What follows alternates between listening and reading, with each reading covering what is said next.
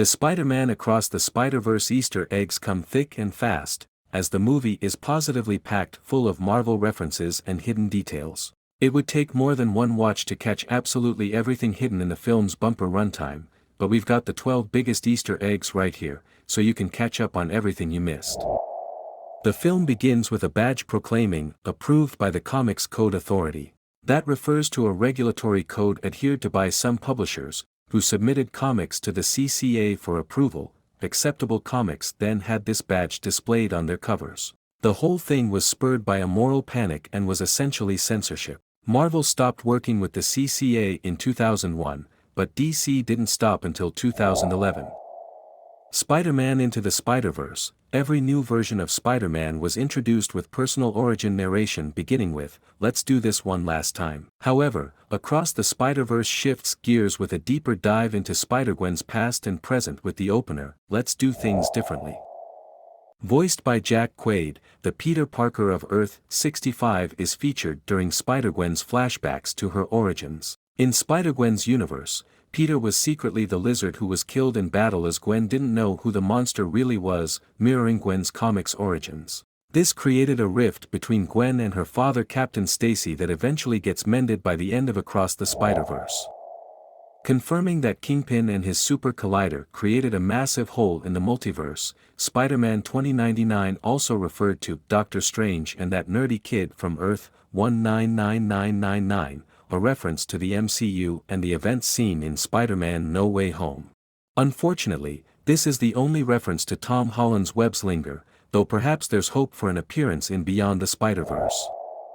In Into the Spider-Verse, a passerby comments on a multiversally warped lamppost, "I think it's a Banksy," referring to the work of the iconic street artist. This was actually a line from rapper Post Malone, and it's heard again in Across the Spider-Verse following the battle with a Da Vinci-themed vulture at the Guggenheim Art Museum, taking place in Spider-Gwen's Earth-65.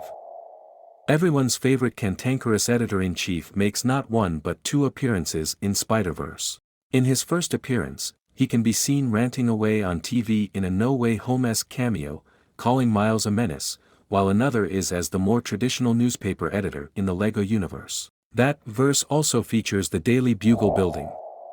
While Project 42 was simply a reference to the Alchemax project that created the spider that bit Miles in the comics, Project 42 is far more significant as revealed in Across the Spider-Verse. Brought from another universe by the Spot when he was still a scientist working at Alchemax, it's revealed that this spider was meant to bite and create a different Spider-Man, making Miles Morales a major multiversal anomaly, which explains why he wasn't invited to the Spider Society. In addition to a brief visit to the LEGO universe, the Spot also visits Earth-688, which is home to Tom Hardy's Venom.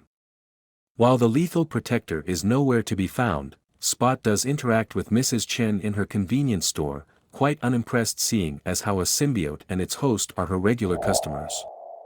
Just like Into the Spider-Verse, which featured a comic cover every time a new Spider-Verse hero was introduced, covers are used to split up Across the Spider-Verse into different chapters. As such, it's meant to mirror issues in a comic book run, a very cool framing device that's incredibly unique for the animated superhero sequel. One of the Spider Society's captured anomalies is none other than a live-action version of the Prowler played by Donald Glover. Glover made his first appearance as Aaron Davis in the MCU with Spider-Man: Homecoming. As such, it's very fun to see his evolution as the Prowler, even if it's just a cameo that might not go anywhere in the MCU. Canon events are also explained as core moments that happen for every Spider-Man. They're also critical to a universe's stability. As such, the deaths of Uncle Ben and versions of Captain Stacy are naturally canon events. To illustrate this point, several canon events are shown including Tobey Maguire and Andrew Garfield's Spider-Man with their respective Uncle Ben and Captain Stacy deaths. Likewise, a handful of other Uncle Ben deaths are seen, such as the one from the Spectacular Spider-Man television show as well as one from one of the Spider-Man video games. Once Miles decides to escape the Spider Society to return home and save his father, Spider-Man 2099 orders all Spider-Men to go after him so he can't disrupt what's meant to be a canon event. However, 2099's orders to stop Spider-Man aren't clear enough, causing all the spiders to replicate the classic Spider-Man pointing meme as they all ask if the other Spider-Man is the one 2099's talking about. Thanks for watching the video, do like and subscribe.